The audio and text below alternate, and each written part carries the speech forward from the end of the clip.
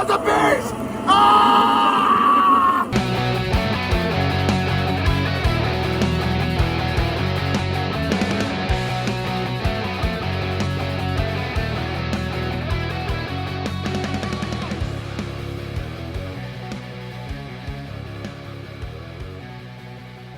Hello, and welcome to another episode of Not the Bees, the Nicolas Cage filmography podcast. I am Megs. And I'm Elizabeth. And this week we are back with our fourth and final installment of our review of Amazon Originals' Spider-Noir, starring Nicolas Cage. As before, major spoilers going ahead, but we're going to cover the last two episodes. So we'll just jump on in. We start in episode 7. Kat is having a bad night, ruminating in her choices while alone at the alcove. Silvermane bursts in with Marco and Lonnie. He needs a drink and tells her what they found at Faber's lab, which he didn't think was much, so they burned the place down.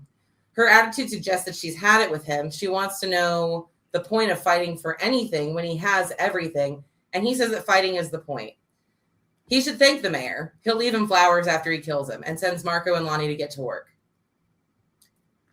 Their first stop is at a polling office, where Layden electrocutes a couple of cops and then demands the mayor's money. A poll worker named Alice takes him and Marco to a back room where stacks of cash are all over a table. It's basically his campaign's war chest, and they get to work grabbing all of the money.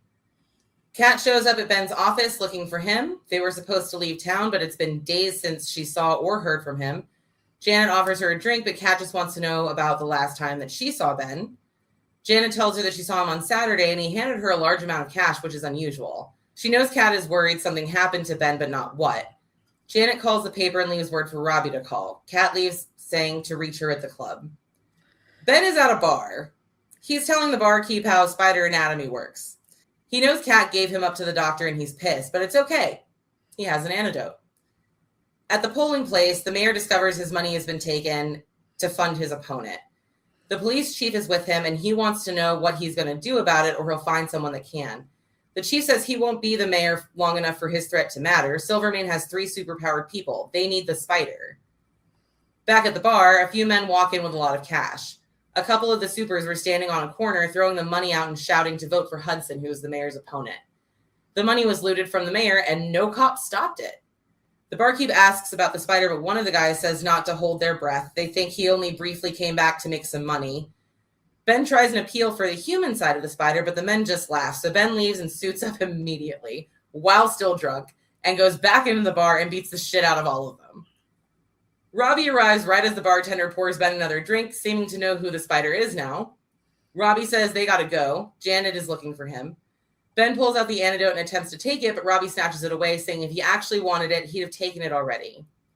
The two sit on a bench, and Ben tells Robbie about Kat. He's heartbroken, but Robbie wants to know about the city. They shouldn't have to suffer because a woman didn't love him back. He thought Ben did this because it was the right thing, not because he wanted praise. He makes the argument that Marco and Lonnie are soldiers just like him. How is he more deserving of an antidote just because saving people doesn't, quote, feel good anymore? He doesn't want to be around if taking the antidote keeps Ben the same since Ruby died, because he doesn't like Ben this way anyways. Ben and Robbie stumble back to the office where Janet is beside herself with Ben's coloring. So he tells her about Kat, Ogden, Faber in the lab, Silvermane destroying the lab and going and getting drunk. Janet asks why Faber wanted him, and he says he's the spider, then immediately regrets it. But Janet tells him about the many, many times she's already caught him, and he's confessed, always while drunk. At Kat's, she and Marco talk. He tells her that she's not like any other woman, and she chose him. He doesn't know why. She tells him because he sees all of her, even the mean parts, and she loves him. He tells her about the lab. There's no hope for him, and he's okay with that, but he's still upset with her running to Ben. He won't tell Silvermane, but he's smart, and he'll figure it out. Marco can't protect her if he's dead. At the office, Ben is splitting the antidote between syringes. He's going to cure them all.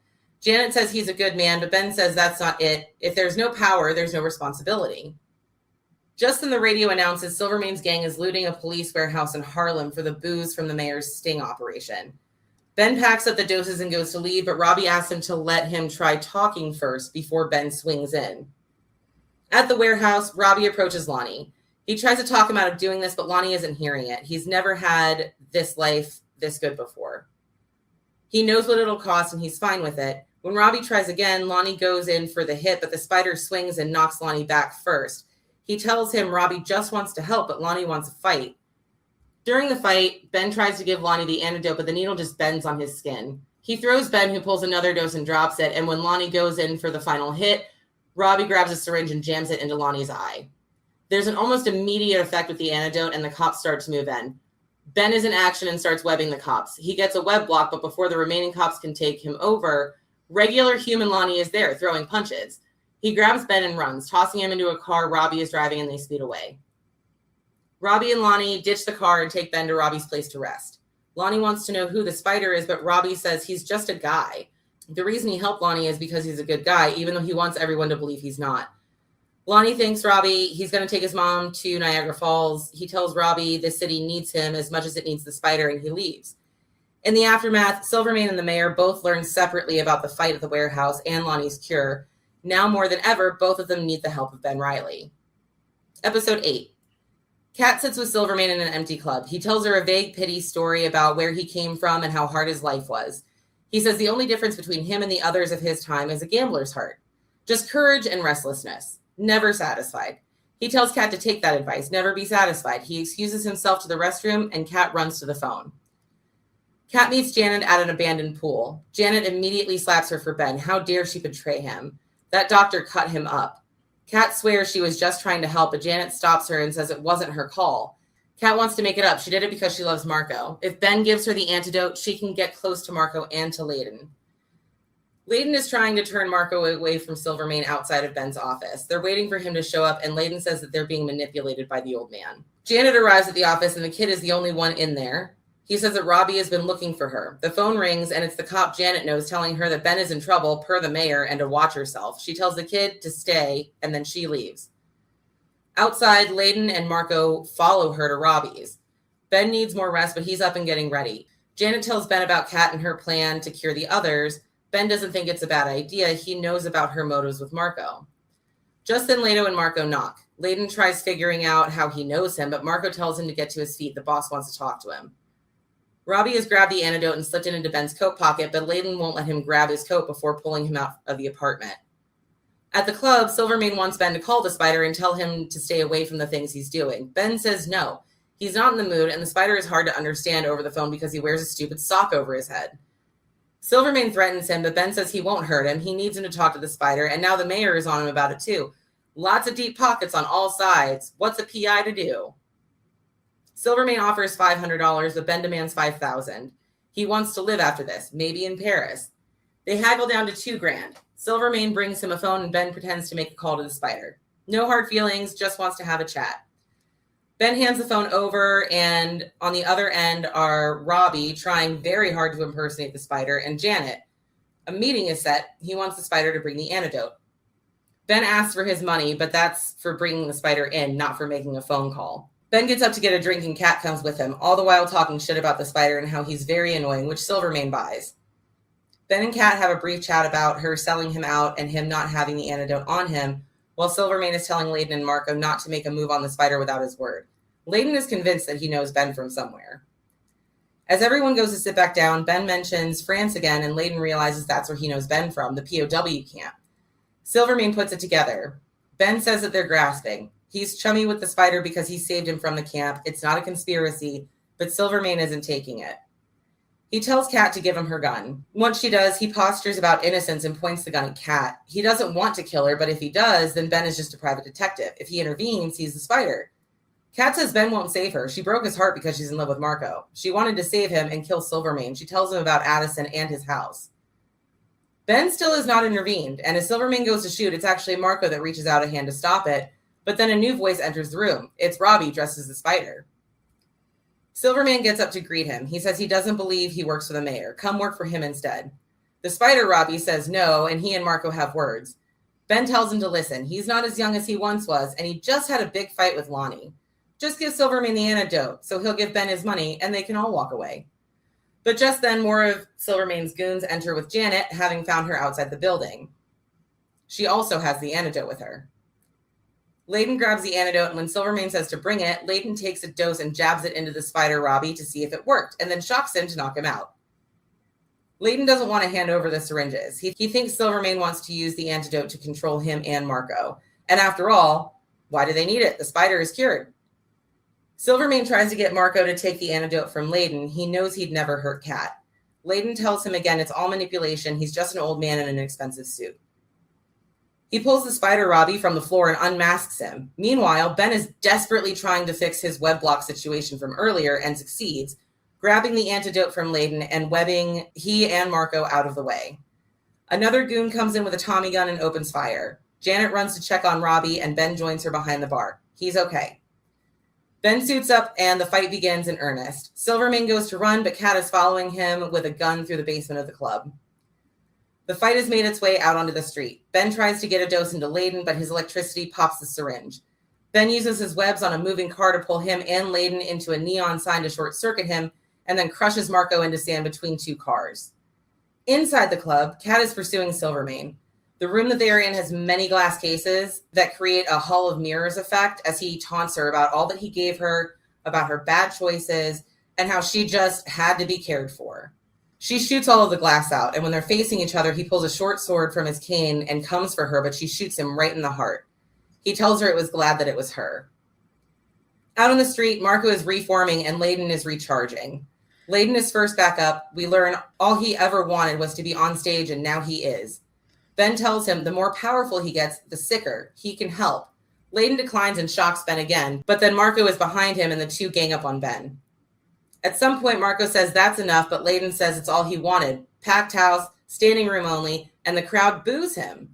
Then here comes Kat, telling him to stop shocking Ben. She shoots, but it's empty, so Layden shocks her too. Marco does not like this and attacks. Layden shocks him until he starts to turn into glass and shatter, but before he can finish, Ben is back up. He shoots webs at Layden, who sends electricity down the webs, but Ben doesn't let go.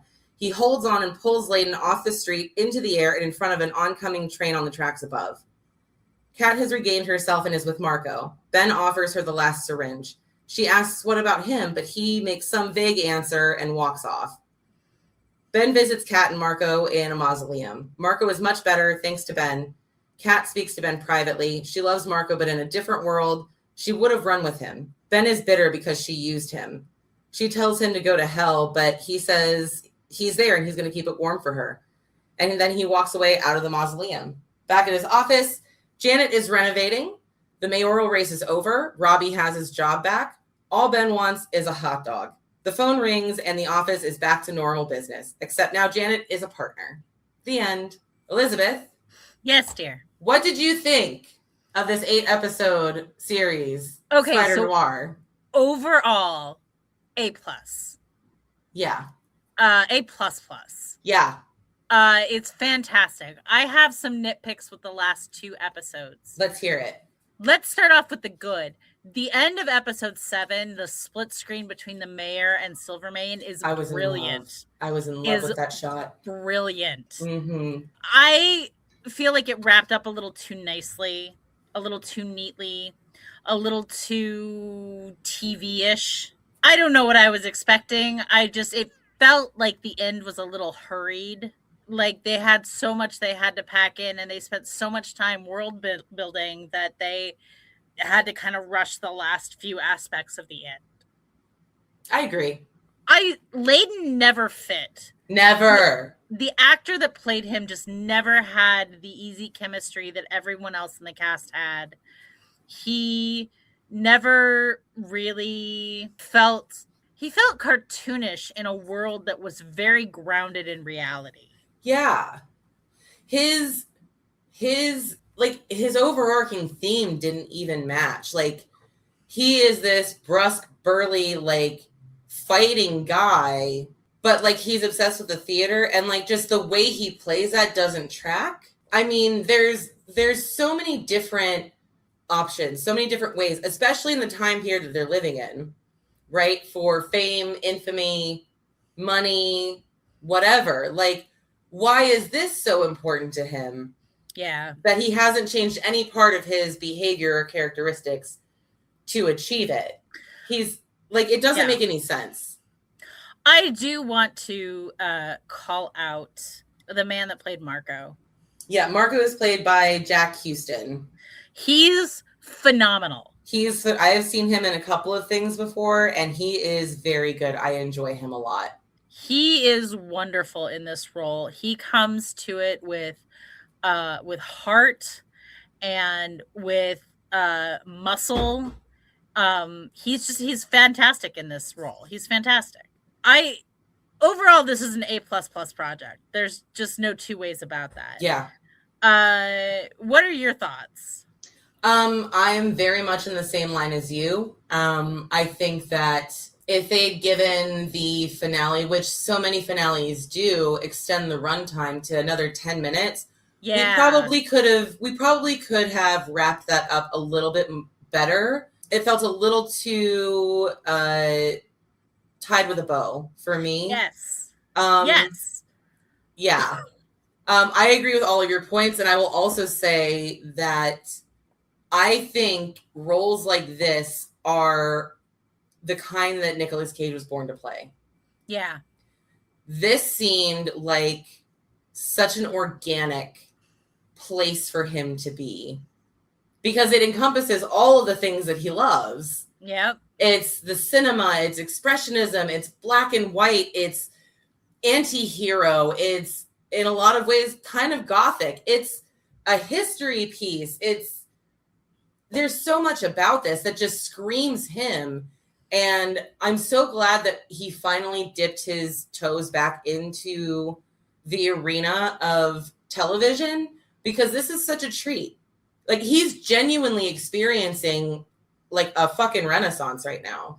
Yeah. And this show is really kind of just like the epitome of it, where there's this, we see every facet of him. We get time to see every facet of how he fleshes out a character. This role really breathes. It has space and time to breathe. And it's not, for all of his amazing film work, this really gave him the opportunity to stretch his legs and move about in ways that other projects have not. And like do some shit that like it seems like really interests him. Yeah. Like you and I both listened to an interview where he was talking about spiders and anatomy, and like I didn't actually know that was going to be part of the dialogue in the show. So when that scene came up when he's talking to the bartender, like, do you know how spiders move? I was like, oh my god, it's so meta. I was so fucking excited. But he genuinely enjoys spiders.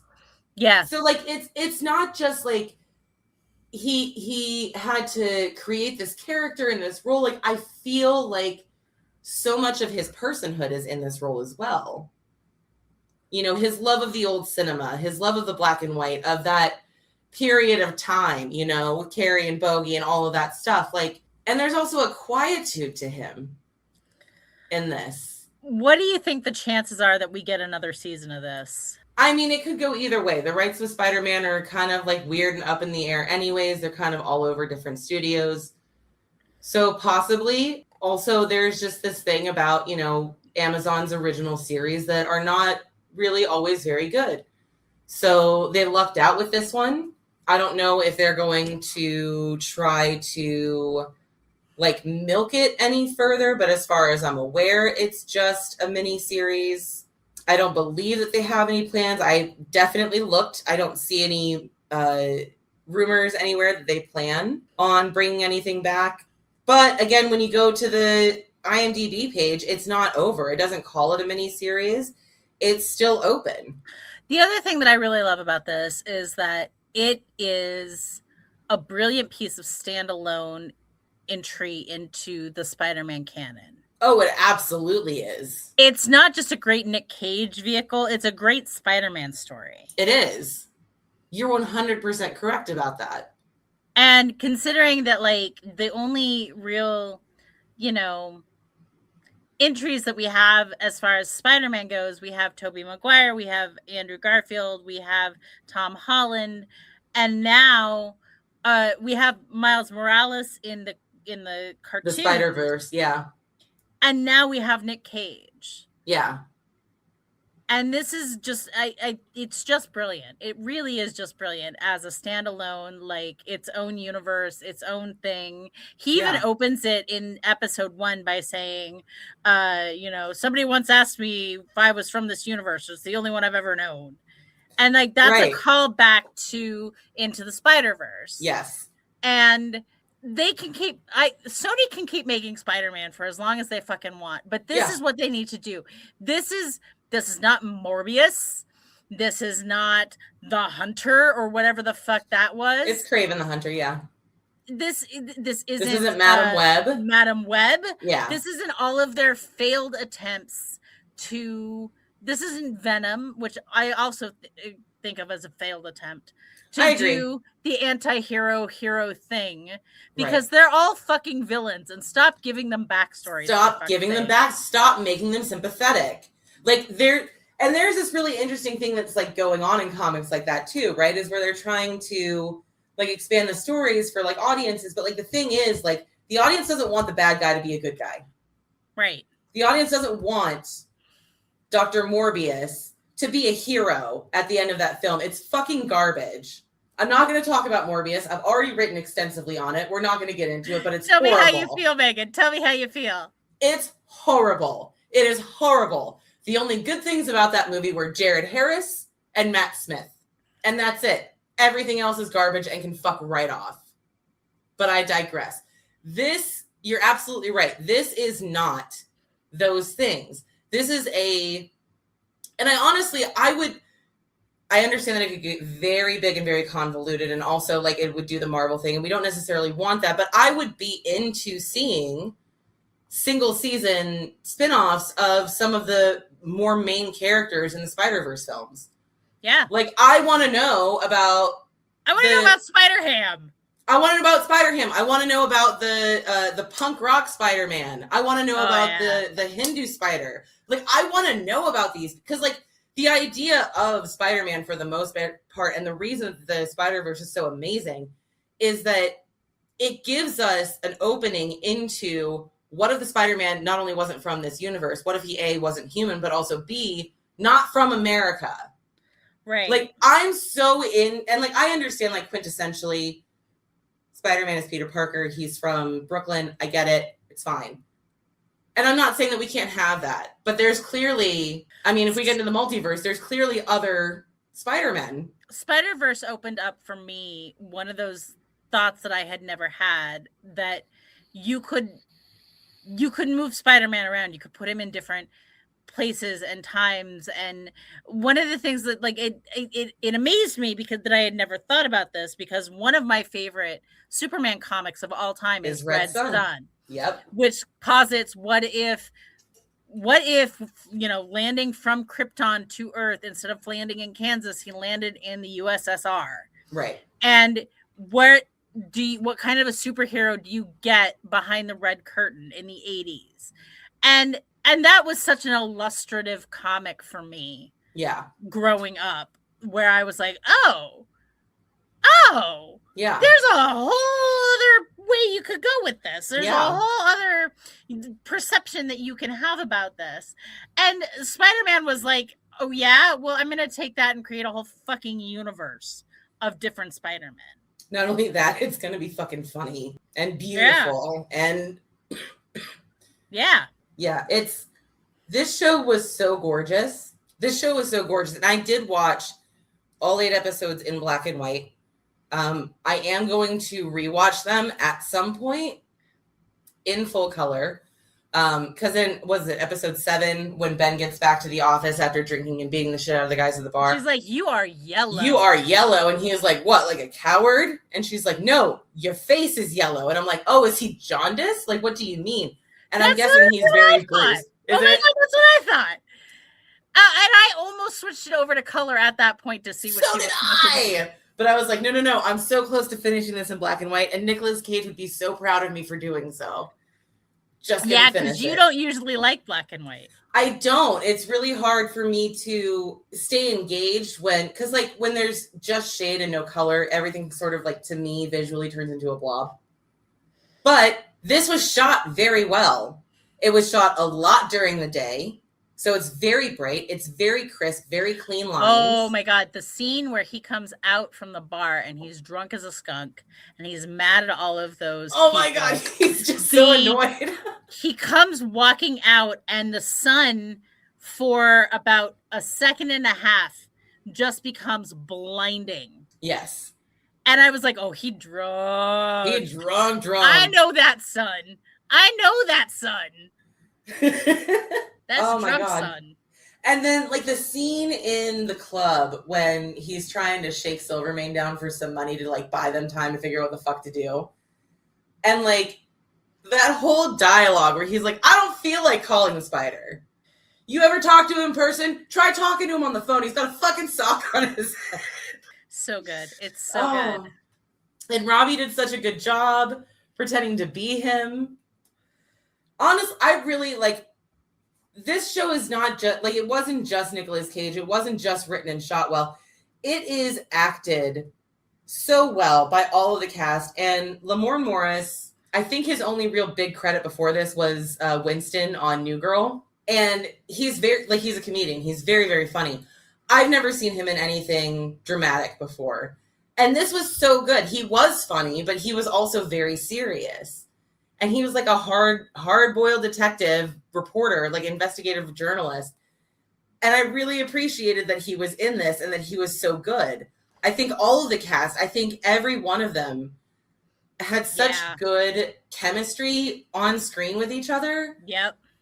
Even the changes that they made to, like, the appearance of the superheroes in this show versus in real life, because, like, Lonnie is not a hulking, 6'4" black guy.